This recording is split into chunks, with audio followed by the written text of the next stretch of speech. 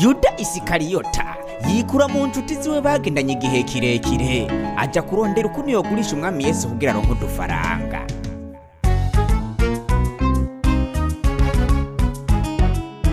Umwe muri bo niwe yagiye ihererana n'abagabo ababwira ati wa mugabo mumaze iminsi murondera mama hera ndamubereke. Turaguha intete 30 z'ifeza hama umuturonke. Yuda yumvise ayo mahera ati ayo nariye nayo. Yuda yumvise ayo mahera ati ayo nariye nayo. Ashirira igitero cy'abantu ngo bagiye kumufata. Yuda amaze kumushikira atangura kumusoma atangura kumusekera aramuhobera.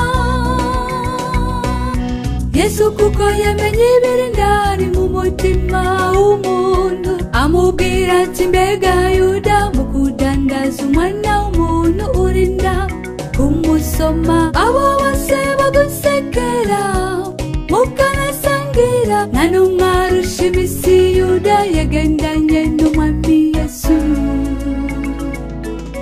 Nube inshuti zimeze nka Yuda ziracyariho n'abanezi inshuti mugendana n'abari yigiye kukugura. Mana bari wewe uducagurira abagenzi kuko abantu barahinduka. Abantu benshi bagiye kubura ijuru kubera inshuti mbi bahisemo nkuru rugendo.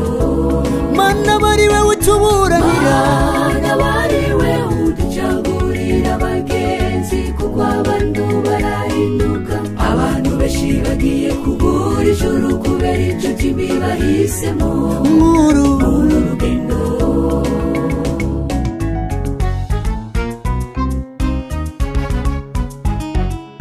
Mwene data nshuti nkunda uraraba uwo mugendana uraraba izira gucisha mwoko yemewe n'Imana yawe uyisomere muri Bibiliya. Uko benshi bari kwigisha inzira zihwanye n'ibyifuzo byabo kugira baronke abo bajana.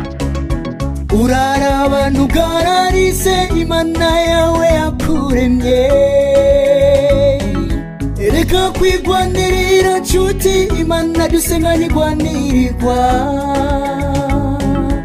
Emangu garuke mu ruhongore nutinya amaso y'abantu kuko nta muntu n'umwe muri bo azokujana mw'ijuru. Raba neza inzira wafashe kwiri muri Bibiliya. Emera ugaruke ku murongo ureke kwigwanirira nshuti kuko wodukorera nshuti ntabwo yemera ko twigwanira nawe yagiye kubambwa nk'intama. Nigeza kura ku munwa habe na gato yaremeye ararenganwa ariko yicisha bugufi. Nawe kuguma wigwanirira nguri kumwe n'inshuti abo bose ubona mugendana nta n'umwe azokuburanira. Mana bari wewe utuburanira. Mana bari wewe uducagurira abagenzi kuko abantu barahinduka. Abantu benshi bagiye kubura ijuru kubera inshuti mbi bahisemo nkuru rugendo.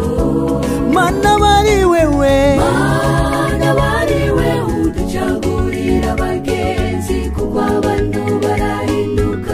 Abantu benshi bagiye kubura ijuru kubera inshuti mbi bahisemo nkuru rugendo.